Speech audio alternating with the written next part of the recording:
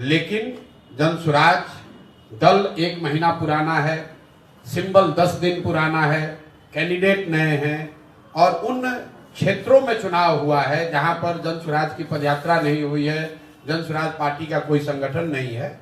ये कोई एक्सक्यूज नहीं है, इससे बहुत बढ़िया प्रदर्शन हो सकता था, लेकिन जो है इसको देखेंगे और इससे और बेहतर कैसे करना है उसके लिए पूरी तरीके से प्रतिबद्ध हैं। 10% आया है, अगर 1% भी आता तो भी हमारे अपने प्रयास में, हमारे कमिटमेंट में, बिहार को सुधारने के जज्बे में उसमें 1% की भी कमी नहीं आने वाली है।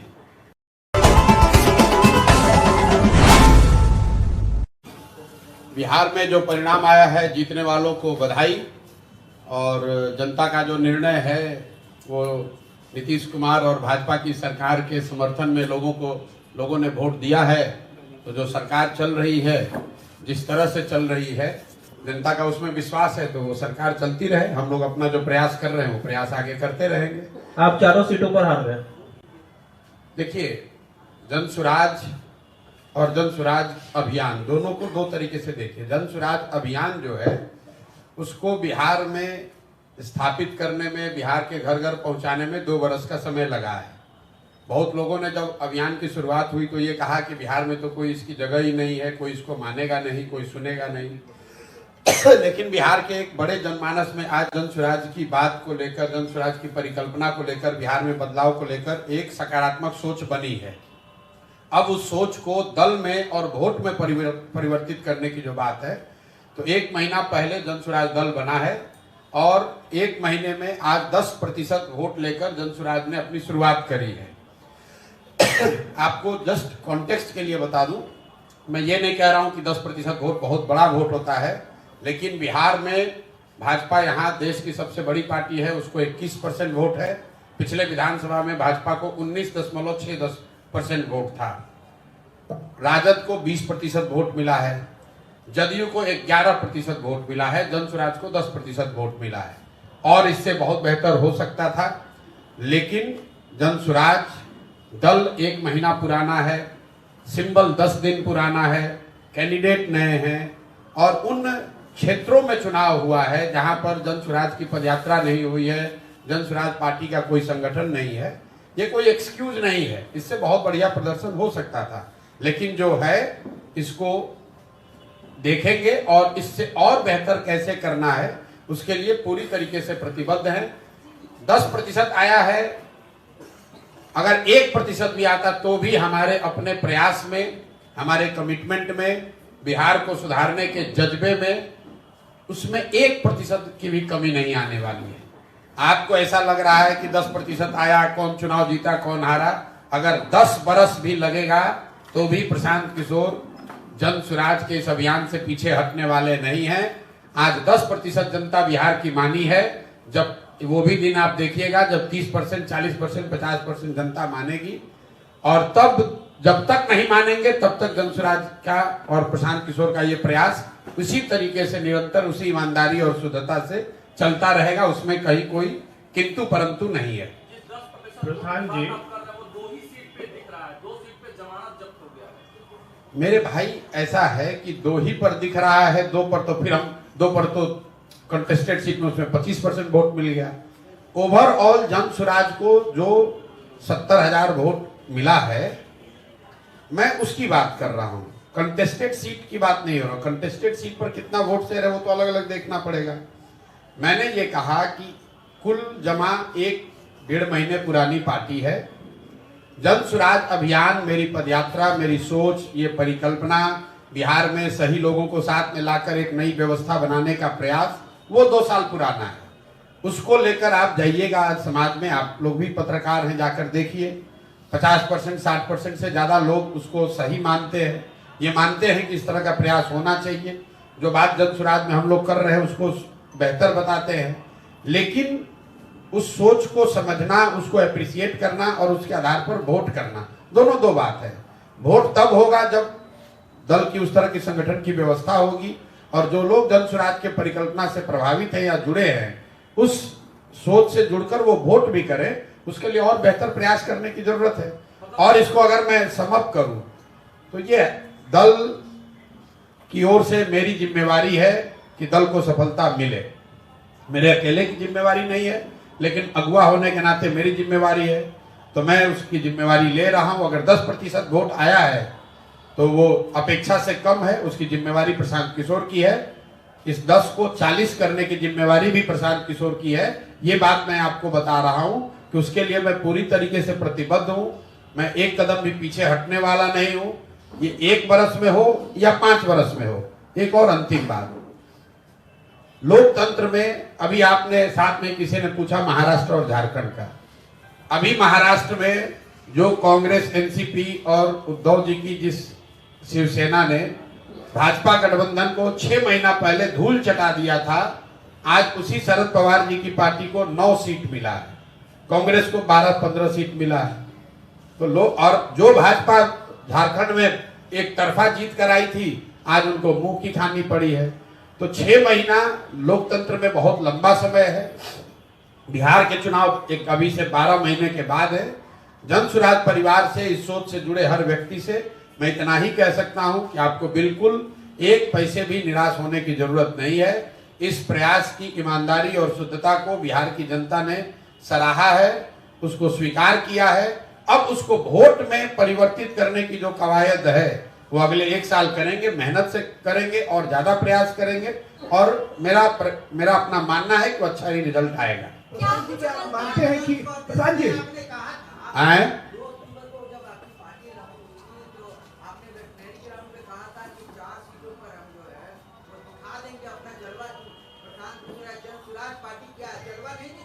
अब देखिए, जलवा दिखा कि नहीं दिखा ये तो आपका अपना मानना है।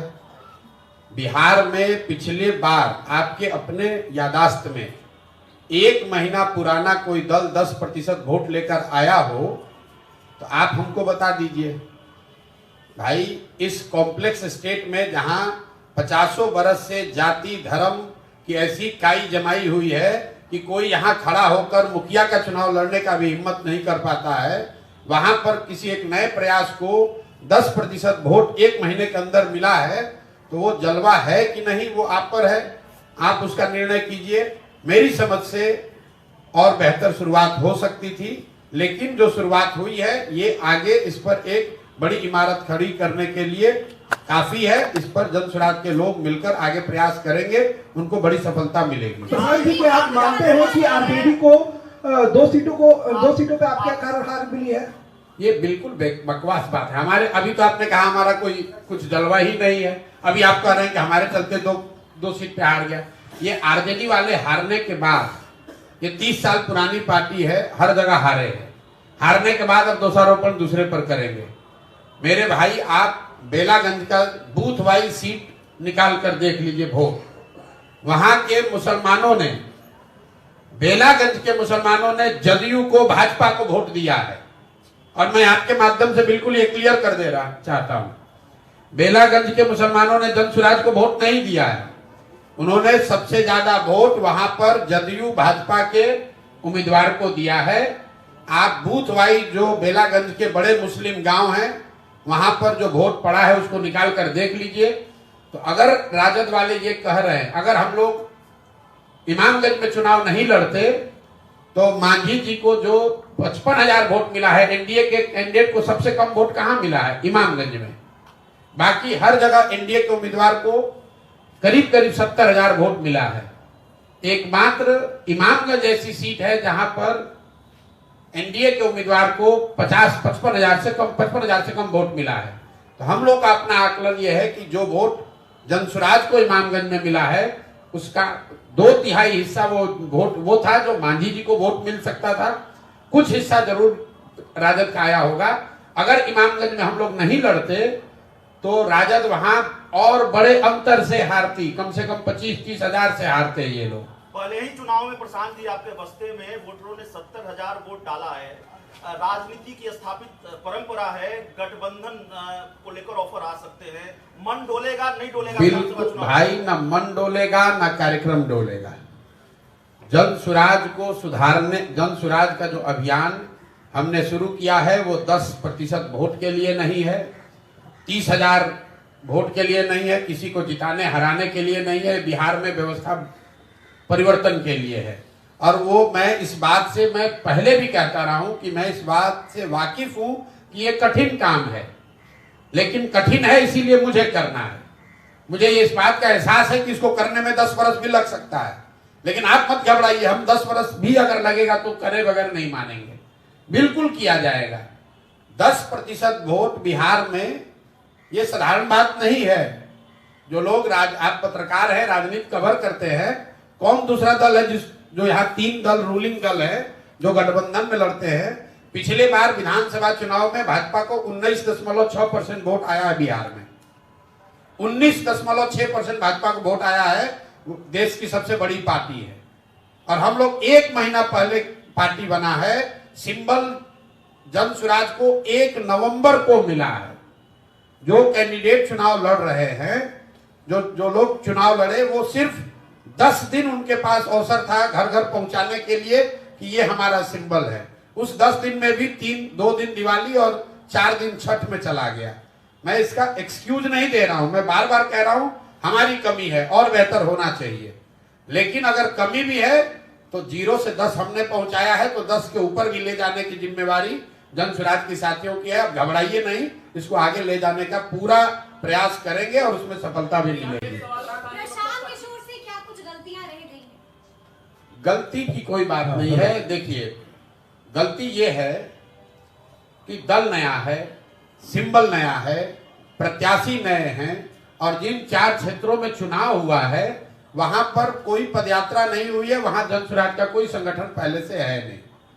इसके बावजूद चारों सीट पर चुनाव लड़ना, तय करना, इसको अगर गलती मानते हैं तो हमारी गलती है। लेकिन क्यों किया गया है? कई बार आप जो अटेम्प्ट करते हैं, जैसे आप मिसाइल कंट्रीज जो मिसाइल छोड़ते हैं तो आप उसमें पढ़ते होंगे कि जब मिसाइल लॉन्च आप करते हैं तो जो मिसाइल लॉन्च नहीं हो पाता है उससे जो डेटा और जो जानकारी मिलती है वो एक सफल मिसाइल लॉन्च के प्रयोग से ज्यादा कारगर है। तो चुनाव ये जानते बूझते लड़ा गया है कि डिफिकल्ट चुनाव है। इन चारों जगहों पर जन स्वराज की कोई संगठन नहीं है, वहां पदयात्रा नहीं हुई है। ये जानते बूझते लड़ा गया है कि ये 4 साधारण सीट नहीं है, ये चारों वो सीट है जहां पर के सिटिंग एमएलए जीतकर एमपी बने हुए हैं।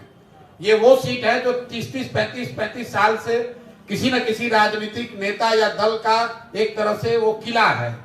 वहां पर जाकर मजबूती से चुनाव लड़ने का प्रयास इसलिए किया गया है कि लड़कर देखें कि इस परिकल्पना को जब राजनीतिक स्वरूप दिया जाता है तो उसमें क्या बेहतर है, क्या खराबी है। अब सारी जानकारी इकट्ठा हो रही है। इसके बाद आप देखेंगे कि जितनी मजबूती से जन स्वराज की परिकल्पना को, अभियान को घर घर पहुंचाया गया है, उतनी ही मजबूती से अगले 3 महीने में जन स्वराज दल को भी, सिंबल को भी उतनी ही मजबूती से पहुंचाया जाएगा, ताकि आने वाले चुनाव में ये दिक्कत ना हो कि लोग सिंबल नहीं जानते हैं, प्रत्याशियों के बारे में नहीं जानते हैं, दल का संगठन नहीं है। उस चीज को अगले 2-3 महीनों में पूरा करने का प्रयास करें। प्रशांत जी, एक सवाल ये है कि आप कितनी सीटों पर जमानत बचा पाए? 4 सीट पर आपने उम्मीदवार दिए थे। भाई, हमने तो ये देखा नहीं है कि कितनी भी जमानत बचा पाए। आप क्यों जमानत की चिंता कर रहे हैं? चिंता आप इसकी कीजिए, आप बिहार के, आप पत्रकार हैं, बिहार के नागरिक भी हैं। चिंता ये कीजिए कि बिहार की जनता को ये लगता है कि जो आज नीतीश भाजपा की सरकार चल रही है बहुत अच्छी सरकार है, उनके प्रत्याशियों को लोगों ने वोट दिया है।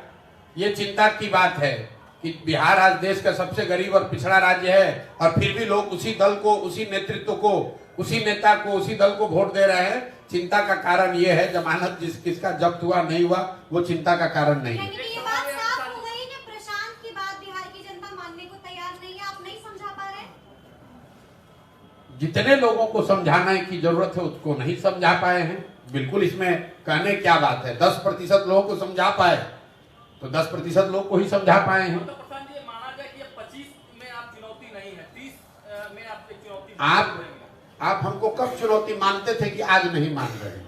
हम तो जब पैदल चलना शुरू किए तो आप लोगों ने कहा बिहार में कोई खड़ा ही नहीं हो सकता है। जब दल बन गया तो भी आपने कहा कोई चुनौती नहीं है। कल परसों, अभी तो परिणाम आज आया है, 5 दिन पहले भी जो विशेषज्ञ कह रहे हैं कि भाई 2-4-5% वोट आएगा इनको, प्रशांत किशोर क्या कर लेंगे। ऐसा तो है नहीं कि कल तक आप हमको चुनौती मान रहे थे और अब नहीं मानिएगा। तो आपके कहने से, आपके मतलब व्यक्ति की बात नहीं है, पत्रकारों के या राजनीतिक विश्लेषकों के टीका टिप्पणी के आधार पर तो हम ये काम कर नहीं रहे। आप अपना काम कर रहे हैं, आपका काम है विश्लेषण करना, आकलन करना, टीका टिप्पणी करना।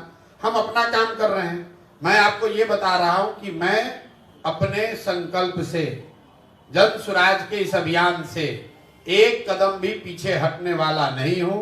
जन स्वराज 2025 में 243 सीटों पर अपनी ताकत से चुनाव लड़ेगा। जनता को मनाने का, समझाने का जो भी यथासंभव प्रयास है, जो भगवान ने शक्ति बुद्धि दी है, वो सब लगाया जाएगा। जनता अगर समझती है तो ठीक है, नहीं समझती है तो मालिक जनता है, वो जिसको तय करेगी वो आगे यहाँ सरकार बनाएगा। एक बात सवाल है, विपक्ष ये कह रहा है, जैसे कि इंडिया गठबंधन हो या राजनीतिक विश्लेषक हो, ये कह रहे हैं कि प्रशांत किशोर कहीं ना कहीं एनडीए की बी टीम में हुए हैं। मेरे भाई, ये कोई नई बात आप थोड़े ना कह रहे हैं। मतलब जो लोग 30 साल से यहाँ अपना दल चला रहे हैं, अब राजद के प्रदेश अध्यक्ष, उनका लड़का रामगढ़ में तीसरे नंबर पर है। अब आप बता दीजिए कि वहां भाजपा के जीतने से जन स्वराज का क्या लेना देना है? वो किसने रोका था उनको जीतने से? किसने रोका है आप बताइए ना। तरारी में सीपीआई एमएल हारी है भाजपा से, तो क्या वो जन स्वराज की वजह से हारी है? इमामगंज का हमने आपको बताया, अगर इमामगंज जन स्वराज नहीं लड़ रहा होता तो ये राजद वाले 5000 से नहीं 25,000 से चुनाव हारते। बेलागंज के बारे में क्या कहेंगे? बेलागंज में जितने वोटों से, जितने आपको वोट मिले उतने ही वोट से आरजेडी हारी, उसी आसपास वोट से। किसने कहा ये बात? बेलागंज में जन स्वराज को 17,000 वोट मिला है।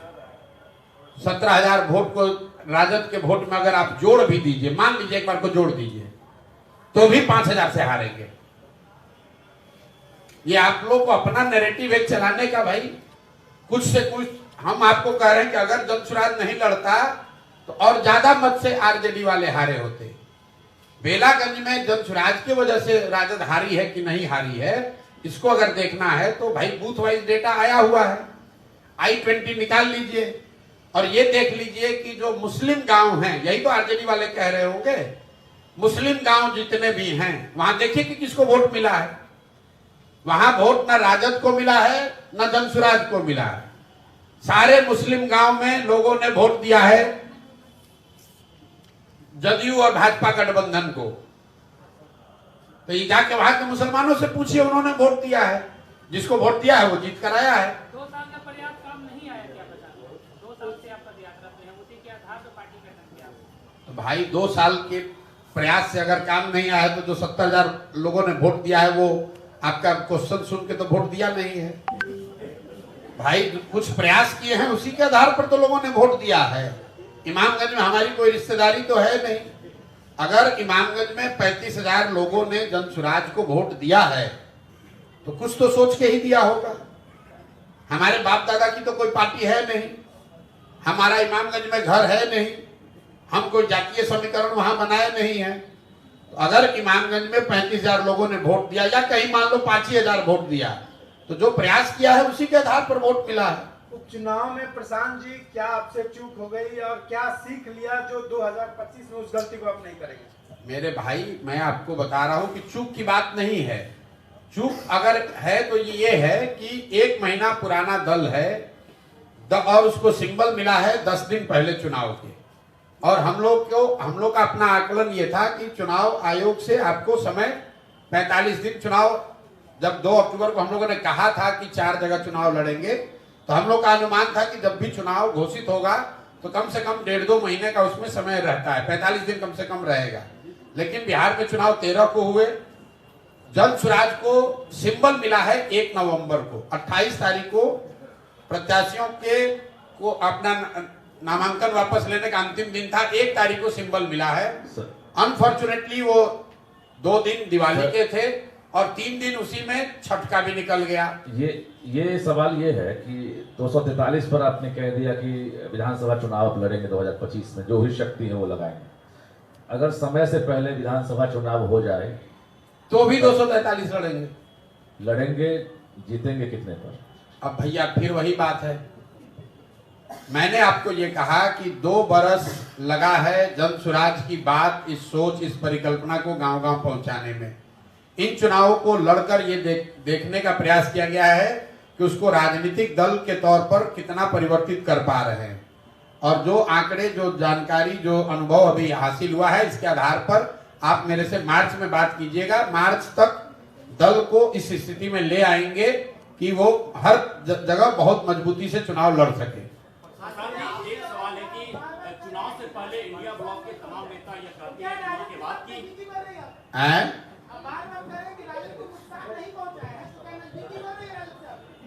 क्या भाई, जब 243 हम लड़ेंगे तो नजदीकी बढ़ाकर क्या उनके साथ तमिलनाडु का चुनाव लड़ेंगे? नजदीकी आप गजब बात कर रहे हैं। हमारी नजदीकी किसी से ना है ना हो सकती है, क्योंकि जन स्वराज को 243 सीट पर लड़ना है तो कौन दल है हमारे साथ नजदीकी करेगा भाई? वो अपना दल अपना जीरो करना चाहेगा तभी तो हमसे नजदीकी बढ़ाएगा। प्रशांत जी, इंडिया ब्लॉक के तमाम नेता यह आरोप लगाते हैं एनडीए के ऊपर, खासकर बीजेपी के ऊपर, कि बीजेपी सेटिंग करती है चुनाव। और रिजल्ट से पहले जितना मानकर बयान आता है, उन्होंने कहा था कि जैसे भी हो, जिस तरह से भी हो, जीत हमारी। 25 में चुनौती कौन रहेगी, तेजस्वी या नीतीश कुमार? भाई, हमने पहले भी उपचुनाव से पहले भी कहा है कि लड़ाई यहाँ पर एनडीए से ही है, भाजपा नीतीश कुमार से है, आरजेडी से नहीं है। आप मेरे पुराने सारे बयान निकाल कर देख लीजिए, क्योंकि लोकसभा के चुनाव में भी 176 जगह पर एनडीए के प्रत्याशी ही आगे थे, अगर लोकसभा के चुनाव को विधानसभा के नजरिए से देखिएगा तो।